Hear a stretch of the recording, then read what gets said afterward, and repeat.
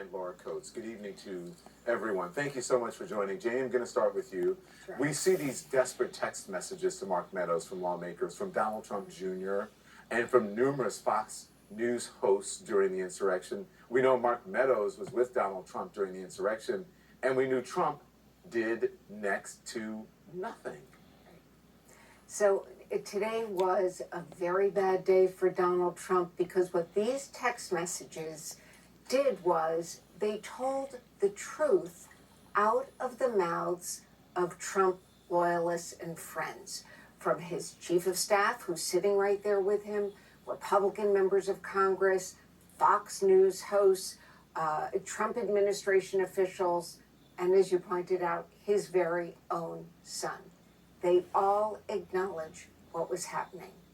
Anyone who then or now denied that January 6th happened, it's overdone. And today was just the tip of the iceberg. The committee, I am told by a source familiar with the text, that there are hundreds of texts that are, quote, relevant and of interest to the committee along these lines. Yeah. Gloria, I think Jamie is right. There's no, I mean, obviously, here's the evidence. And I played, Gloria, the Congresswoman Liz Cheney reading a text exchange between Donald Trump Jr. and Mark Meadows. And Donald Trump Jr. texted this. He says he's got to condemn this shit ASAP. The Capitol Police tweet is not enough. Mark Meadows replied, "I'm pushing it hard. I agree." Liz Cheney pointed out that Donald Trump Jr. texted over and over and told Meadows, "We need an Oval Office address. He has to leave now. It has gone too far. It has gotten out of hand." I mean, even the president's own son knew what was going on, how bad it was, and couldn't talk to his own father. Look, I don't care who is. My mama's going to pick up for me. I think my own parent is going to pick up the phone. He couldn't even get in touch with his dad to tell him what a screwed up job he was doing. Well, this is a story worthy of Succession, maybe. Maybe he didn't think he was going to pick up the phone, or maybe he didn't think he could get through to him. But the larger story here is that Mark Meadows said, "I'm pushing." And he told that to Don Jr., and yet the president did nothing. And what is this committee trying to show? The committee is trying to show that the president not only was involved in the insurrection, but he supported the insurrection, did nothing about the insurrection. So this shows that if, in fact, Meadows was telling the truth to Don Jr., and he went to the president, and the president did nothing, that kind of proves their point. I mean, all of these texts, as Jamie was saying, really prove their point. I mean, Laura Ingraham, I don't know if you haven't gotten to Laura Ingraham yet, but, she... Mark, the president needs to tell people in the Capitol to go home. This is hurting all of us. He is destroying his legacy. All of us. Yeah. This is hurting all of us. So if you are a fan of Laura Ingram's and you believe her, and you're a fan of Sean Hannity or Don Jr., do you now have to believe that they are double-dealing imposters who are publicly saying one thing, this was no big deal, Laura Ingraham came out and criticized the police officers, and that they're saying something different privately to Mark Meadows, that they knew, in fact, how dangerous this insurrection was and how damaging it is? So Gloria, they're saying behind closed doors in text messages what the rest of the media, right, the media who's not owned by Donald Trump, is saying about the insurrection. This is awful. This is terrible for Republicans. This is terrible for our country. The president needs to stop it. But they won't say it publicly on the platform where they should be saying it, because they don't want what? They're afraid of losing their viewers. They're afraid of people. They're afraid of Donald Trump getting mad at them. Maybe. And they've woven an alternate narrative, which works for them.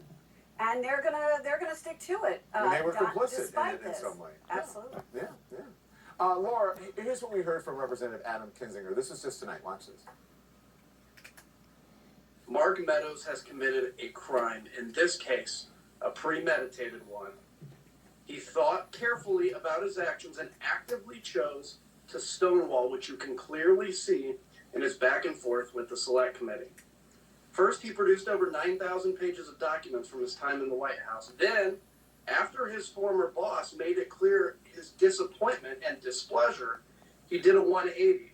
and he refused to answer even a single question from his former colleagues or even to show up at all. So Laura Coates Kinzinger says that Meadows knows exactly what he's doing and it is criminal. Will the Justice Department move to prosecute him?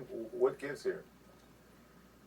I mean, listen, what we heard today forces the hands of three different groups. It forces the hands of members of Congress and the full House to be able to vote and say, are we really going to allow not only the idea of Mark Meadows thumbing the nose, but there are people within our ranks who actually actively sought to conspire in this way to try to overthrow the legitimate election, the fair and free one, and had ideas even after the insurrection.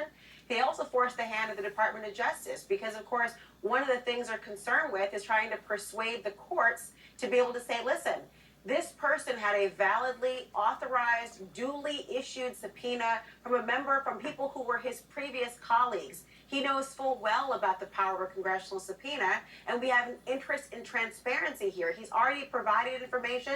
And by the way, Don, if these are the 9,000 sort of emails that he wanted to hand over, imagine the rest of the iceberg that's below the surface right now that he now is saying, wait a second, maybe I shouldn't have given that. If you're already mad about that, Mr. President, you don't know what's behind door number two. It also forced the hand of the judiciary at this point in time to say, listen, if you're going to balance the privilege assertions for executive privilege about the institution of the presidency, you always have to balance it against the idea of transparency about issues of extraordinary national importance that are going to matter to the electorate and the American people. The idea that you have people who are in cahoots to try to conspire to overthrow and attack the Capitol, the idea of knowingly doing so. And remember, we talked about this from day one. The idea that what you were seeing on January 6th was not the beginning of the story. It wasn't the end of the story. It was the middle. So what led up to it? It blows out of the water any assertion that somehow this is a partisan witch hunt, all intended to just drudge up information that's not even there. There's there, and it comes from the mouths of members of Congress and some of the most staunch advocates for Donald Trump in the media today. Laura, what do you call that when, because it holds up in the court of law, people were taking, what is it, contemporaneous notes at the time? These are along those lines, it's text messages. It's contemporaneous. It's called, it's contemporaneous. That's what you corroborate. I mean, you want to show some semblance of credibility. You're able to buttress credibility by saying, look, listen, here are all the other contextual things that were going on. It corroborates. It was done close in time. There's no time to fabricate or change one's mind. You're saying it instantly. It's kind of like if somebody were saying of a dying declaration, this is the person who shot me, telling a medical officer, a medical provider, here's what just happened to me. Trying to say, hey, it was the light just turned green, that red car went through.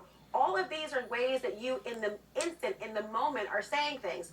Even down to former Director James Comey, taking notes on what he was observing and seeing practically in real time. There's not the issues of credibility any longer. And this tells you, Don Jr. and the like, they thought they would have cover from Mark Meadows. They went out blasting all the things, as Gloria and Jamie have talked about, because they thought they'd have cover indefinitely. The jig is up, and it ought to be. Yeah. These are the receipts. That's the way I would put it. Yeah, those are the receipts. And then afterwards, though, the lawmaker saying, I'm sorry, nothing worked. I mean, Jamie, Lord.